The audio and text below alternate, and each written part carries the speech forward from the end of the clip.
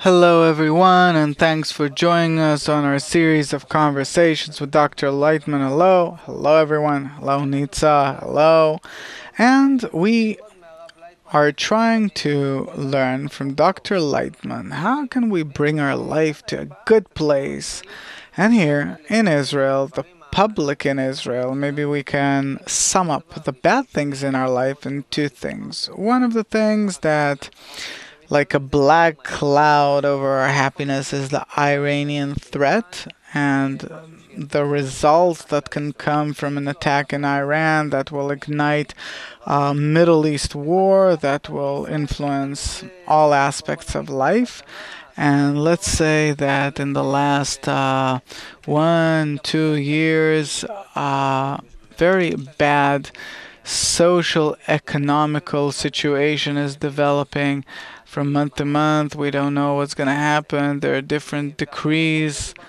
And on our previous conversations, we talked about an ever growing uncertainty. Not only that it's ever growing, it's increasing. And from one month to the next, there are other realms in life that are added to it with different dangers. And maybe you would like, Nitsa, maybe you can focus down this conversation. How should we develop it?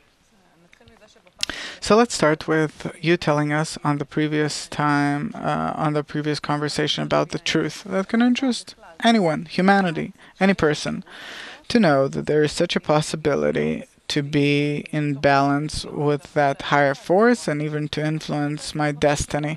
That is the desire of any person. I think that since ever humanity was was searching for this, and you said that this is really the time for the revelation, and we have now this ability. But there is some kind of forces that we have to balance in order to succeed in influencing our destiny.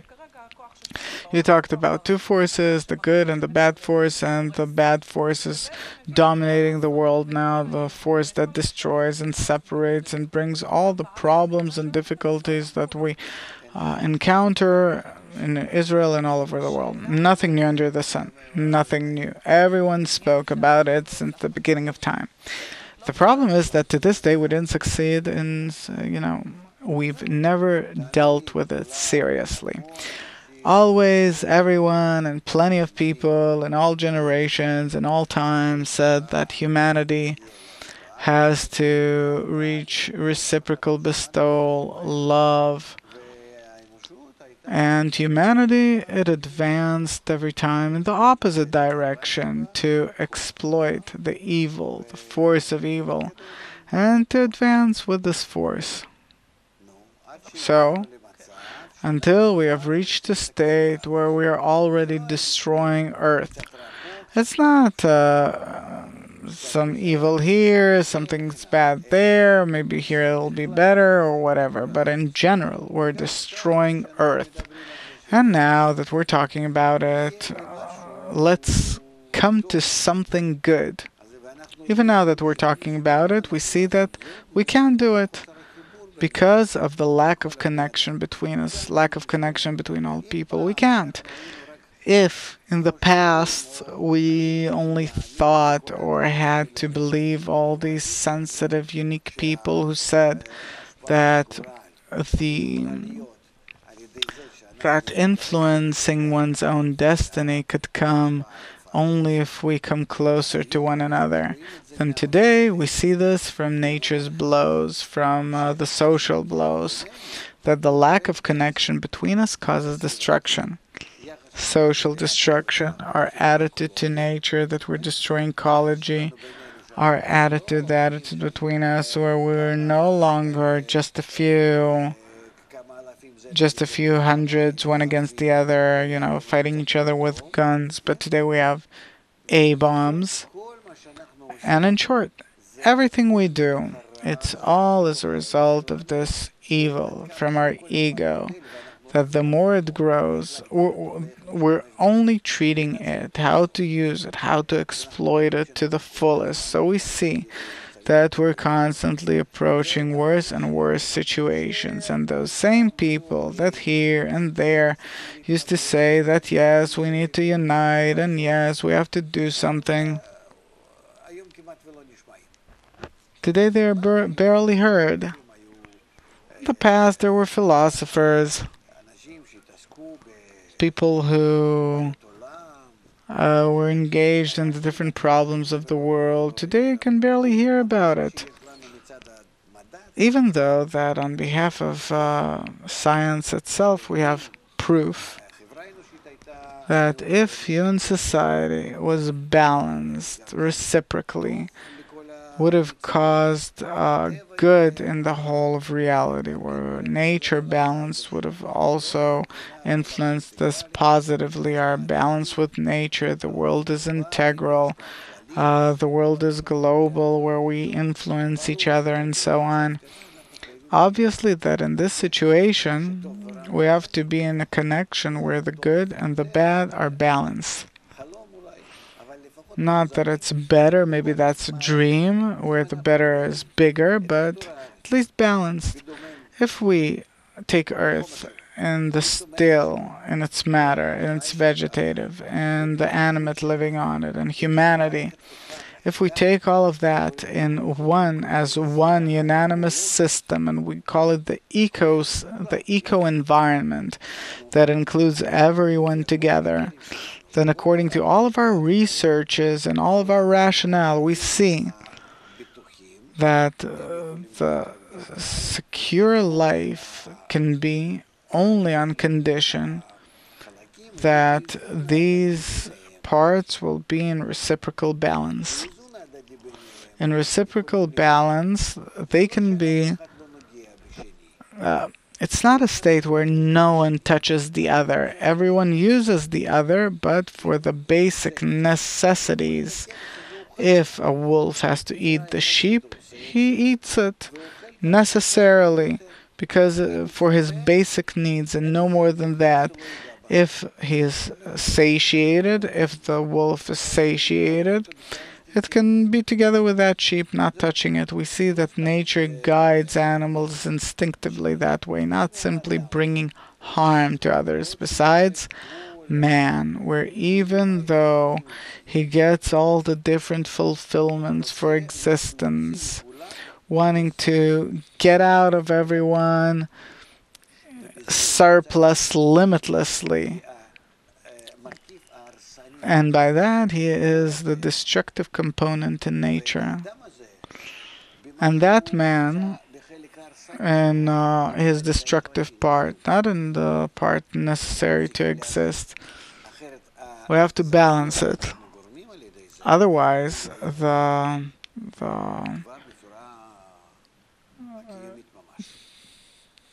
shock that we create as a result, it really threatens the existence of everyone. And again, we hear all the beautiful words that we need to love each other, that we have to be in reciprocity, we have to keep nature, and so on. Everything's great, but where will we take that from? Even if we want to do it, well, where will we take the force to do it? Who can give me the force of good like I got from nature, from birth? From birth. Really, from the very first moment that I'm in life. The force of evil. I'm ready to balance myself. Please, give me something good. What can I do in order to do that? Right? And here comes a method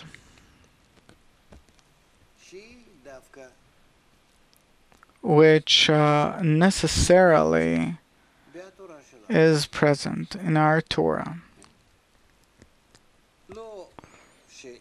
Not for us to keep all of these laws and what we should keep among the people, but the part of the Torah that speaks about the relations between man and his friend. And the Torah promises that if you unite if you'll try to unite as one man, in one heart, in love, in brotherly love, and love another as thyself, and the different forms of connection. Try. And necessarily you, the people of Israel, that your existence back then, before the destruction of the temple, was based on it. This was the condition. You'll succeed. Do it.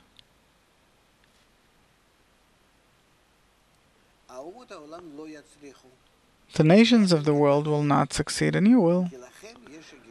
Because you have this attitude, it's in your genes,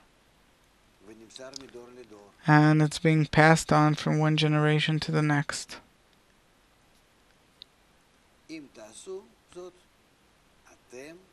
If you do it, then you will neutralize any force of evil, and then these two forces will be balanced. You need the force of evil as well, but for it to be balanced with the force of good. About the balance, life is built on the balance between these two forces. There's no good without bad, and no bad without good. And this method as to how to unite, it's called the integral education. Integral meaning general, comprehensive education in order to unite. The wisdom of unity, you might call it. By the wisdom of unity, it's in math. It's a small part from mathematics that kids study, or in language, where you learn how to put together letters.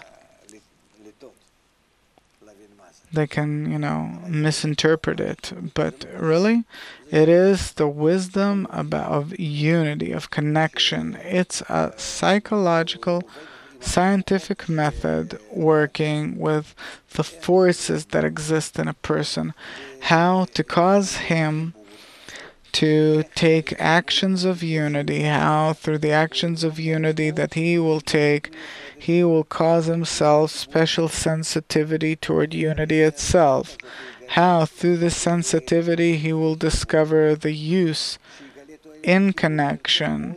When he'll discover the use of connection, its benefits, he'll want to connect with others in different forms. And the more forms that he'll connect with people in, he'll have over himself and over his environment. Out of that environment, out of that unity, he will project that force of unity on others. And this way, each shall help the other, and we will reach a state where instead of the evil force, where each wants to eat off the other, he'll want to give the other, and by that we will balance our nature. And if so, then really, maybe we will reach a state of being a nation. Where in our basis we're a nation that's connected, interconnected, and we're not simply living in borders that we've escaped our enemies, and we're like a kind of a herd that's really together because of the fear of wolves surrounding it.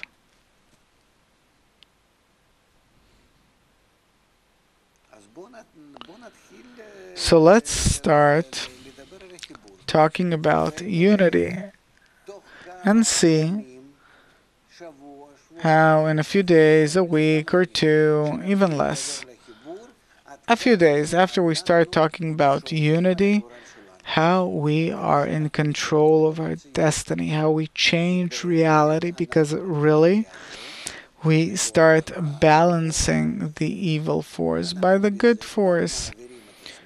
By this, we convey ourselves from the force of evil to the force of good, from a scale of demerit to the scale of merit. It doesn't cost us any money. By this, we calm down all of the forces all of the evil forces. We calm down the nation, the people. We acquire a sense of security. We don't lose anything.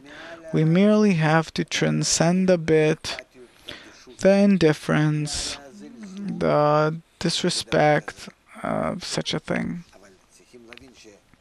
But we have to understand that we're engaged here not with something small in our life or in nature or something lowly, but with the greatest force, the force of the ego and the force that's against it, the force of unity.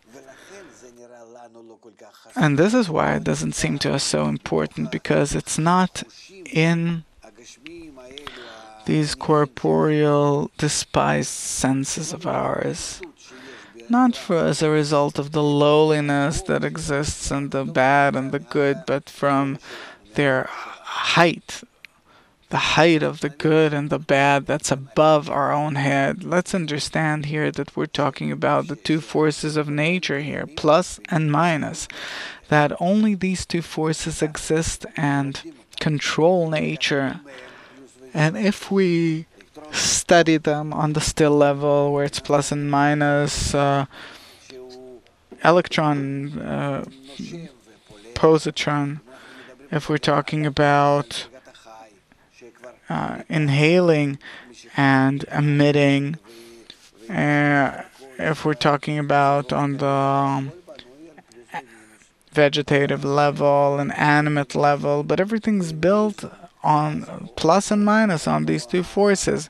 And if there's disbalance, then that component in nature is ill, and by its illness, it causes disbalance in the rest of nature. And if we're talking about the whole of the world connected the way we discover it to be now, then of course each causes the other by a greater balance. It influences everyone, and on the human level, we can balance ourselves only through being engaged in unity or separation, because man, it means not our body, because our body, it belongs to the animate world, but the human part in us is the awareness, the consciousness. So in the conscious part, I have the ability to constantly, through my feelings, through my mind, above the living level, to use others for the better or for the worse. And then I have to see how everything's built in nature to begin with, to be balanced. And then too, on my level, I have to understand that we have free choice here and bring ourselves to balance.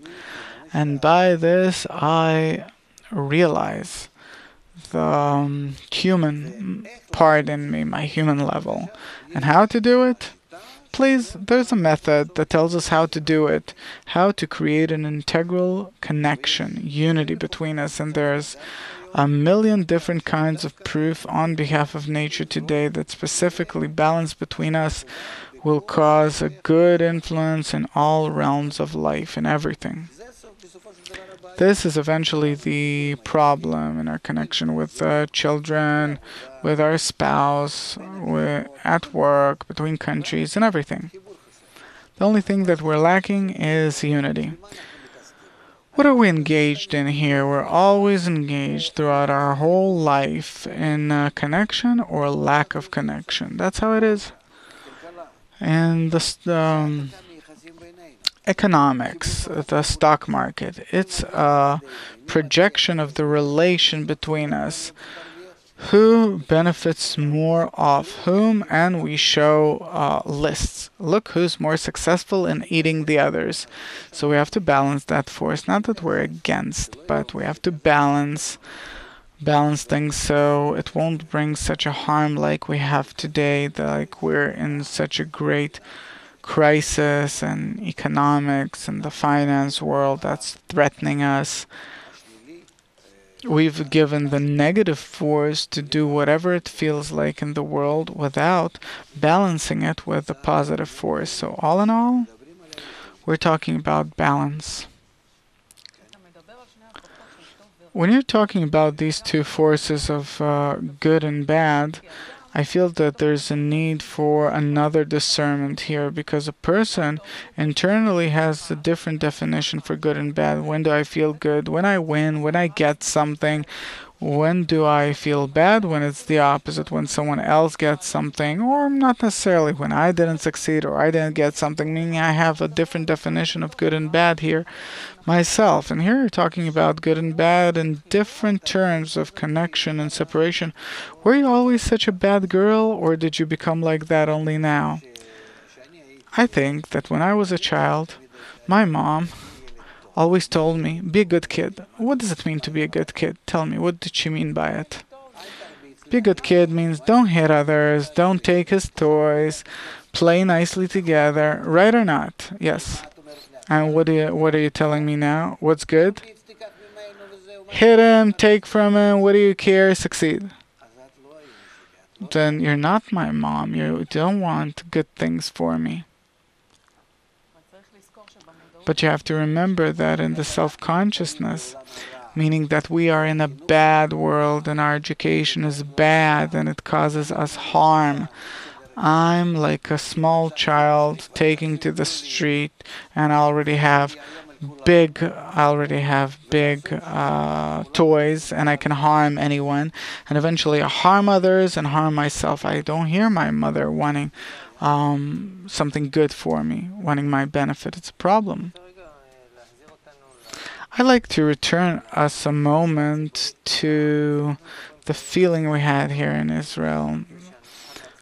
We're saying that the equation for success, for a good future, is balancing the evil and the good forces. The question is whether the balance of the bad force the force of evil, can work only in this country in order to bring peace and compromise and balance here, and maybe decreasing of economical gaps between the rich and the poor, make things easier for everyone, or you say that what you're saying is that building some kind of a good attitude between people here in Israel can also influence the Iranian threat, suppose that symbolizes for us today the force of evil. The balance between good and bad influences everything because these are the two forces of nature under which everything exists, the whole of nature on all levels. And all the more human society. And all the more Israel. Because we are the owners of the method. We always existed due to more or less balance of good and bad, more or less. The moment we brought this balance between the good and the bad, when we had love, unity, and we fell from that into unfounded hatred, we brought harm upon ourselves. We lost the country, we lost ourselves. We really felt into exile. Today we have an opportunity, specifically by the world being in a bad state, to create a connection between us and to take advantage of this situation, of this evil that is revealed in the world in order to balance it, to balance the evil. And by that, we will reach not only keeping our, making sure that no war breaks out or something, but we can raise ourselves to another level of existence, not to be threatened by our neighbors. Okay, we don't want to be threatened. What do you say? Use the force of balance in nature. Who are all these natures? Who is this Ahmadinejad, the poor guy? It is a person who is developing an A-bomb and he wants to erase us from the map. Why is he doing it? Because the force of evil in reality is prevailing over the good in humanity. In him it's evident. Now there's simply those that speak less. I wouldn't say that he's the worst. So what do we do about him? Not about him, about us. But he's the one threatening me that we have a problem here. It's the little problems, but when there is an external threat, the inside problems, they become small. Listen to what Ahmadinejad said, that you have to erase the Jews from the map because they are cancer. So what is he telling you? That where is the evil force in the world? We are Israel. Okay, so listen to what he says. So what does that mean? I don't know. You don't know. So listen to what he says, and that Israel is a cancer that you have to erase from the map of the world, the root of all evil. True? True that in today's situation, this is what we cause? I don't get it. The world is balanced. In its basis, it's balanced, and all of the evil that exists in the world now, it exists because we're not balancing it. Who's we? Israel. We're not harming anyone. We don't want to harm anyone. We don't want to threaten anyone. Yeah, but I believe Ahmadinejad. I don't. I don't believe him. It's a shame. It's a shame. I'll tell you why. It necessitates you. No, not that it necessitates me. He is delusional, wanting to harm others. I don't want to harm anyone. He is together with all the nations of the world. Everyone agrees with him that Israel is the source of all problems in the world. Okay, it's a well-known anti-Semitic perception. Not anti-Semitic, it's a world perception. I'm sorry. You have 7 billion people in the world besides Israel, and also not so sure how many of them that have the same opinion that the people of Israel, the way they're called now, the people of Israel, is the harmful part of the world. They are all under one opinion. Eventually everyone thinks that. So what? So why don't you listen to them? So what do I do about that? And you come out like an idiot saying, I want to love you, I want to be good to you. Look why? Am I doing any bad? Yes, you are doing bad. And I agree with them. Okay, so they want us to disperse from here. No, it's not enough. We were already scattered among the nations. So what do you agree with? I do not agree with the people of Israel remaining in their current state. But necessarily, if in the current state we will see a challenge, the reason, what necessitates us to change and be the force of good in the world instead of the force of evil. How are we the force of evil? What they say didn't necessarily make my internalize this. They're saying it for dozens of years. So what? I don't understand what bad do we do to the world. We won all the Nobel Prizes, and what did you develop? Science that's destroying ecology. You didn't do anything that you developed. Hollywood, what did you do? By your brains, you brought destruction, and you're proud about it. What did Israel give to the world that Ahmadinejad or others say? It's not necessarily so. Look, I am a person that besides seeing the forces and the disbalance or their balance, possible balance, and so on, I read what it says in the Torah. And in the Torah it says that Israel they actually caused the whole world either to be in the state of good or to be in the state of bad. That they have a connection with this, with a force of faith, with the higher force. They have something called Torah. They're the only ones who have free choice, that only they really determine the situation in the world, and the whole world agrees with it. That's what's interesting. Besides Israel, the whole world says that you cause all the harm in the world. How? Since you're separated, since you're not united, since you're not as one man and one heart. I never heard this from any person in the world.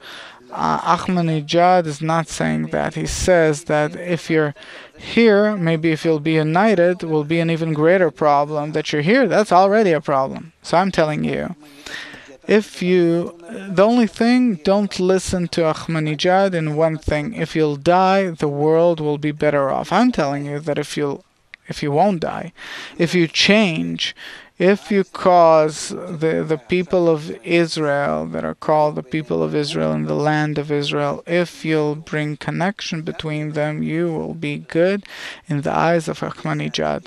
How? Because by this you will be the positive force. Now you're worse than the nations of the world. How?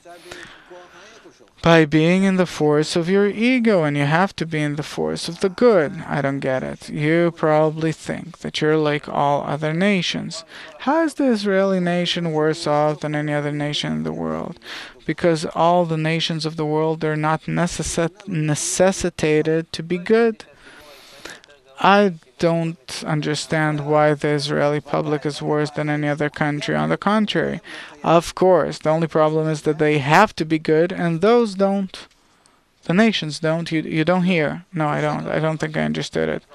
Please repeat the explanation. I didn't get it. The Israeli public is worse than other nations? No, they're not worse because I don't see them being worse. No. Okay, so what are they? They are obligated to be good and the nations aren't.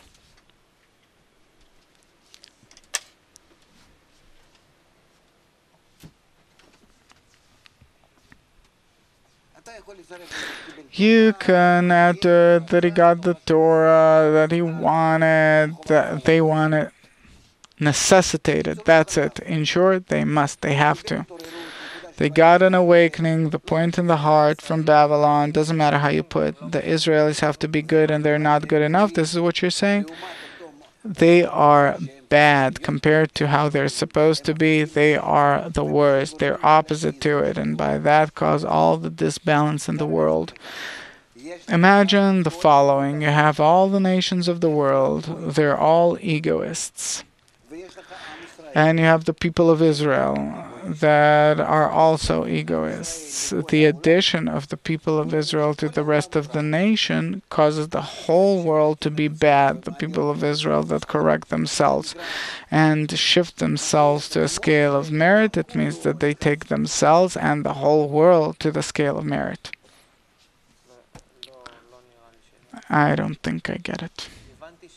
What I understand is, look. Okay, I have a different explanation. I have two kids. One of them, God forbid, he's undeveloped. He's retarded. The other child, bright, smart. The first child with that's retarded. He doesn't know what he's doing. He's breaking things, making a mess at home, and I go and clean after him all the time. The other child, the bright one, the smart one, the brilliant one. He does such problems at home, cunningly, such problems that I can't identify them in advance, and his harm is many folds greater. And the situation at home is horrible because with the poor child that has an illness, somehow I get along with him. I have to help him. But what do I do about the smart one? He's growing all the time and he's doing the whole mess at home. What do I do with him? Please tell me. To teach him. Is it possible to teach him? Yes, through blows. If he doesn't understand a good word. Yes, through blows. If he is a good child, if he'll be a good child, I'll have a problem. But if he'll be good, then he'll help me solve this problem as well with his brother. Do you understand what it means, an obligation? What's the moral? The moral that you must, on behalf of nature, you Israel, on behalf of nature, must behave differently than all the nations of the world, not taking an example from them, being better than them, not being better, but not taking an example from them at all. To be better, it means that you look at them and you're a bit more than them. Don't take an example from them at all, but to be in connection between you. All the people of Israel are friends up to the point of love another as thyself. It's a must. Don't look at anyone else. That's it. By that, you take yourself and the whole world to a scale of merit. If you do not do it, everyone suffers, and everyone suffers, and you suffer, and there is hatred, sometimes more, sometimes less. There are pogroms, there's a Holocaust, and and so on and so forth. But there comes a time that the world starts suffering so badly, they see themselves to such an extent under the existential threat what we have today. This is something that the world feels, and more every moment. Who's to blame? The part that can balance the world. And if that part does not do, what do? You take it and you necessitate it. This is what will come to us now unless we succeed in understanding that we have a task. You have no choice. Now, we needn't wait till the blows necessitate us to do something. We won't cause our complete destruction. We won't. We have a role. We'll have to reach the finish line for sure. But how? This is why we have to start explaining, disseminating, go out on this mission, but you have no choice. This is what you have to tell the people of Israel, that they have to unite. They have to reach a reciprocal connection. In the time being, give them all the different possible wrappings that you'll feel good, you'll succeed, and on the stock market, diamonds, oil, food, whatever. But you have to cause them to come closer to unity. And this way, bit by bit, by acquiring a certain flavor and connection, then you start talking to him more clearly, higher, in a more appealing fashion. That is the matter of education, which you do gradually. You start from that state that a person begins. This very first point of contact is hard because a person is in a state, but there is a reason, and there is the ability to reach him because he's afraid. Afraid of what? Of bombs. So what do you tell him? So here I have to see I have to find some sentences that will connect between the unity and how to say, and the annihilation of the bombs. I have to find the connection between the two. So that's the question. This connection is something that is not there. Call it an upper force, call it however. Whether Ahmadinejad will press the button or not depends on the extent to which we will be connected between us and a good desire. I can pull here different scientists with different proof. Maybe it influences a bit. I can bring the Torah here and our history with different nice quotations.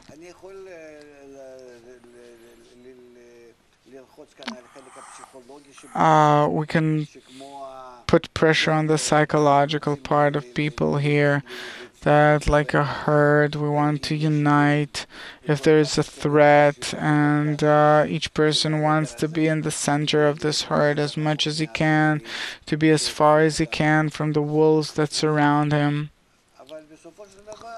But eventually there is a kind of a component here that the connection between Ahmadinejad and our connection, our unity, is a system that is I can't see it. It's hidden from me. Now the question,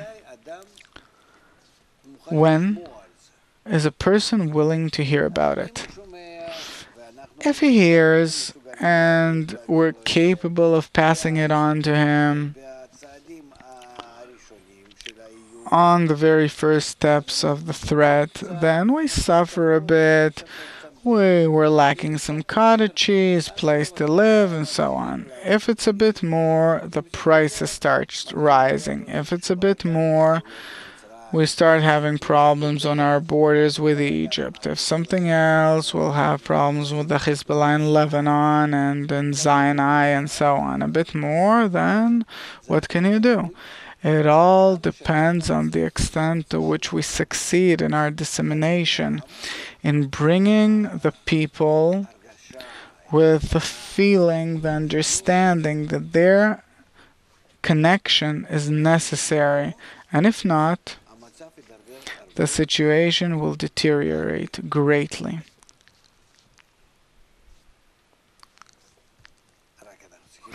Only we have to be careful. To what extent? I can't tell them that the people of Israel will completely become like Auschwitz. I can't say that. Because then they'll simply reject me altogether. But as much as people are willing to hear.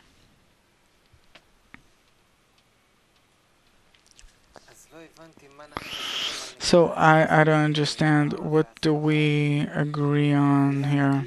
What do we start with? Start explaining what? Let's unite. Yes. We'll feel good. Yes. And also Ahmadinejad will calm down. Not that he'll come down. He'll come here to us. Or let's simply unite and we'll feel good. It all depends on the level of understanding they're on. And specifically in the most critical times, the least rational things are heard better. Know that. It's a psychological law. And our enemies know how to use it. And everything. One killed the other. They say, Israel did it. They said it. That's it. You can't do anything about it. You know, it's like the joke with Rabbi and his daughter. That that a person yells at someone, you know, that your daughter is a prostitute, but he tells everyone, look, I don't have a daughter. He says, no, it doesn't matter. That's it. People already heard it. That's already something that they heard and perceived. Complete lack of rationale. No proof. No, that's it. It was said. The same with us, with our explanation. The more you give in this kind of situation, the less rational things you say. They're truth, but not for him. They're not truth for him because he doesn't see the connection between Ahmadinejad and the connection between us. It'll be heard. He has nothing else to lean on. Nothing. There's nothing else to rely on.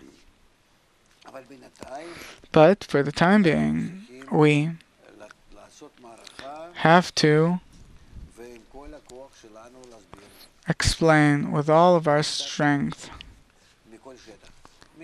in all realms, from all realms, history and Torah and connection and here and there, scientists that speak about the global world, the connection between the different things, about everything. I think that through science it is very clear, because we are a part of nature. What's clear? It's clear that if we unite, we'll cause unity in nature, all of us. I'm talking about the whole of humanity, only the problem, it's upon us, the people of Israel, that if the whole of humanity unites and will be in balance, that's utopia. I'm not talking to you about utopia. I'm not talking about your ability. I'm talking to you about the system. If so, suppose. No, you don't understand my question. I'm sorry. You're not relating to it like a person, like a thinking person. What thinking person? I look at it from the side of the public. What public? I'm looking at the world as a scientist. At what? At the whole of nature? And you see that the whole of humanity is going to unite? No, the still vegetative, animate, and the speaking part is in disbalance with nature, and it causes everything to be destroyed in ecology and everything. In atom world war and everything. We are headed for destruction in a few years, if not before. So I have nothing to worry about. Let's eat and drink, for tomorrow we die. However, what do I see on the other hand? What can cause balance and abundance, and so that the whole of nature will return to a situation where it's going to be like Switzerland all over the world, or I don't know how, in Scandinavia, wherever, or on the, I don't know where, Mediterranean, whatever convenient for you. In short, it's going to be so good in the world, and the world will have everything. It's possible if human society will be in balance inside it, and also by that balance inside it, through the good and nice connection, they will also relate nicely to nature. They won't take more than they need for their existence, and then everything will be balanced. So the problem is human society. How to balance them, how to make them be in reciprocity, connection and separation, for there to be the power of connection and separation, for them to be balanced.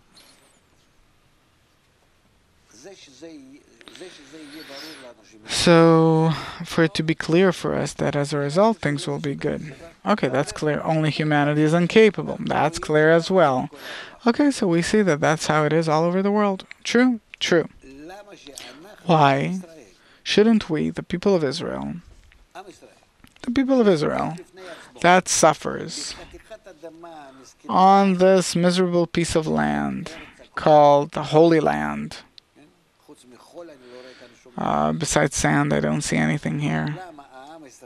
Why the people of Israel that are here and are in trouble like there is no other place in the world. There is no other country in the world that everyone wants to eat. There is no other country in the world that depends so much on everyone, that has nothing of its own.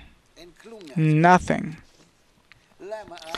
Why won't the people of Israel keep this law itself without looking at the rest of the nations? Why not?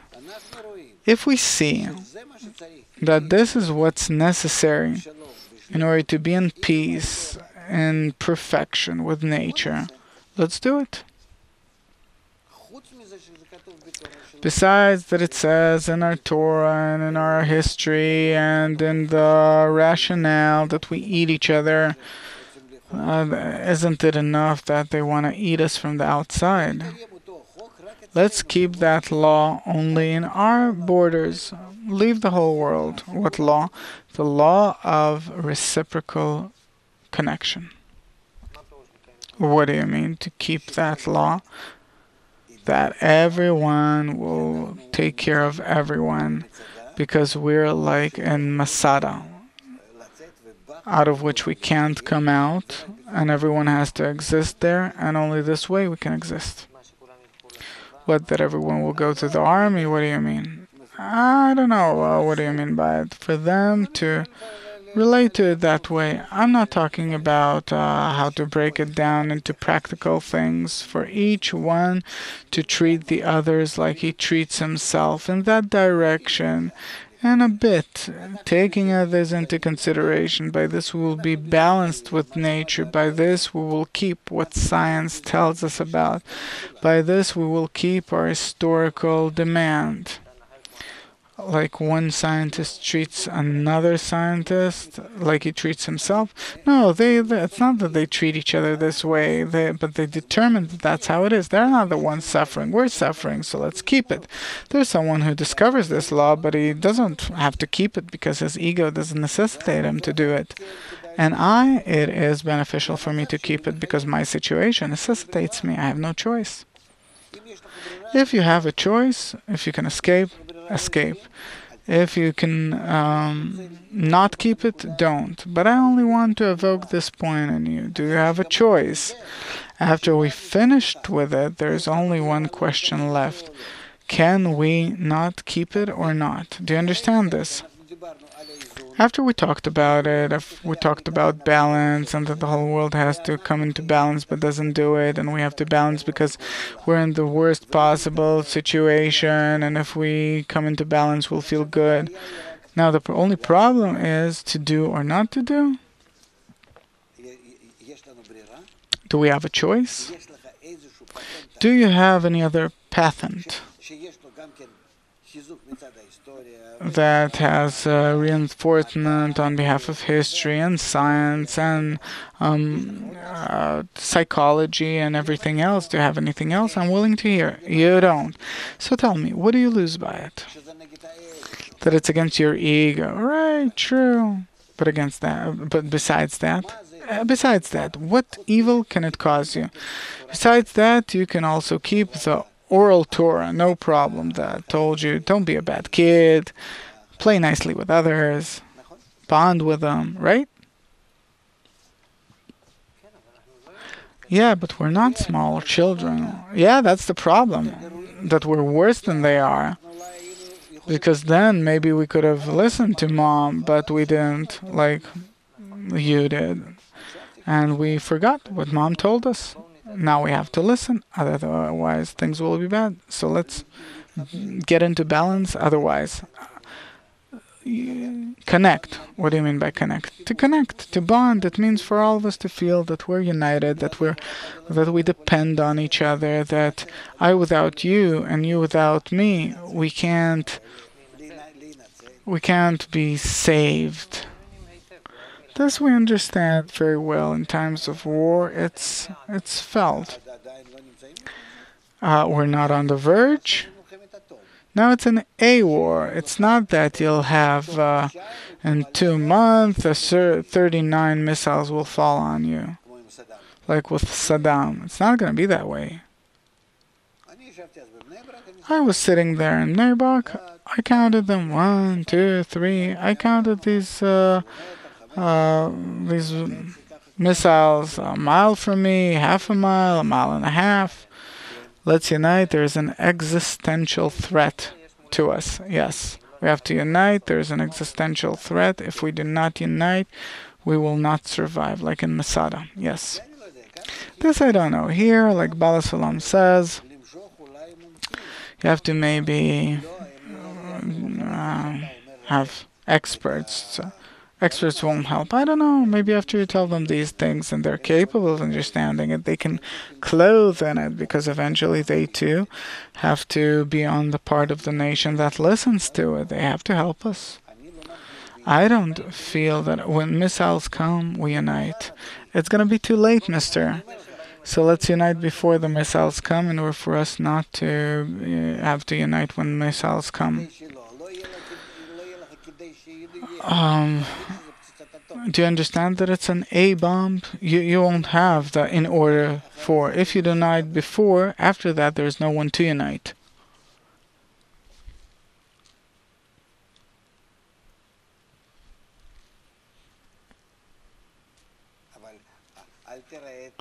But don't don't frighten. You can make a clip, your publicity clip, PR clip, where you started with an A explosion and nothing's left of Israel. You show a few bones, saying this is what's left of your family.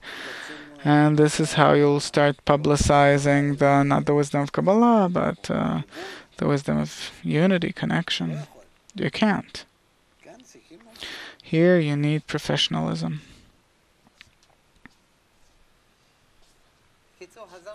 In short, we're back to the message of Let's Unite. This message, we never left it. We're only constantly trying to scrutinize how do we penetrate it into the nation. We say about this, Let's Unite, that these are empty words and that's it. That's what people say. You know why? Because everyone is in favor. 100% vote. Let's unite, everyone will. So break it down into pieces so people understand what it means. So please break it down into pieces, explain. it's like you tell someone, let's unite. It's like Teflon. Doesn't, okay, great, let's. I'd have a workshop with them, with the Israeli audience. Workshop for all audience, suppose, right? Suppose. Or prime time, all channels. What's on that workshop?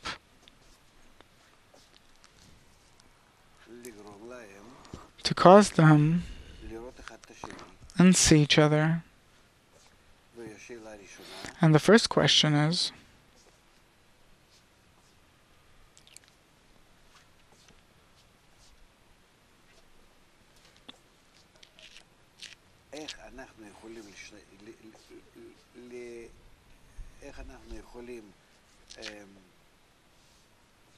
how can we persuade ourselves that through unity we will be able to drive away the threat of war? Let's talk about it. Let's see proof positively for us to really be able to be saved from the threat of war. You'll see how suddenly a person brings out of himself such proof that he himself did not think of, and when he hears it from others and through television, you can, do it, or you can selectively, nicely do it for it to influence everyone. You will get 1,000 different proofs, 1,000,000 proofs that unity can save us. Where does it come from? As a result of them already uniting on the workshop. So they already come from that unity between them. They didn't aim at that, but as a result of sitting together and talking, they come to the understanding of unity, and suddenly they start speaking on that same wavelength.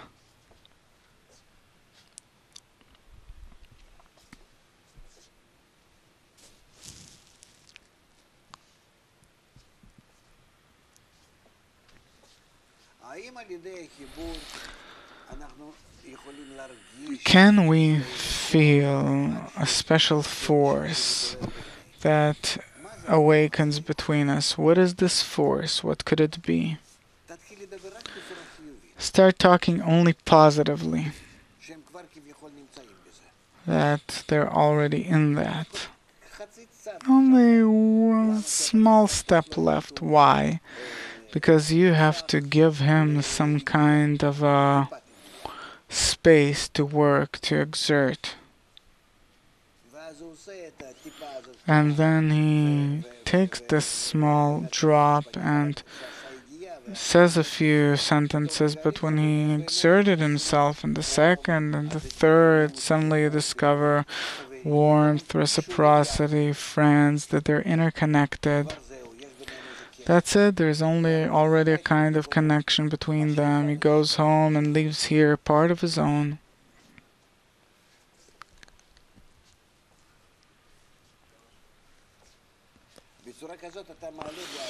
This way you raise in a person the sensitivity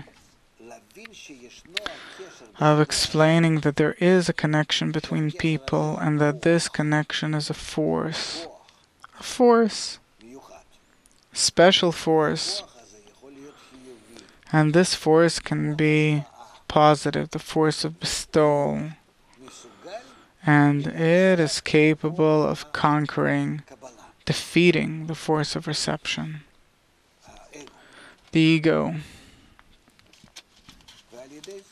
And by that, we take the whole world to a scale of merit for the better. From the previous state, which was all bad,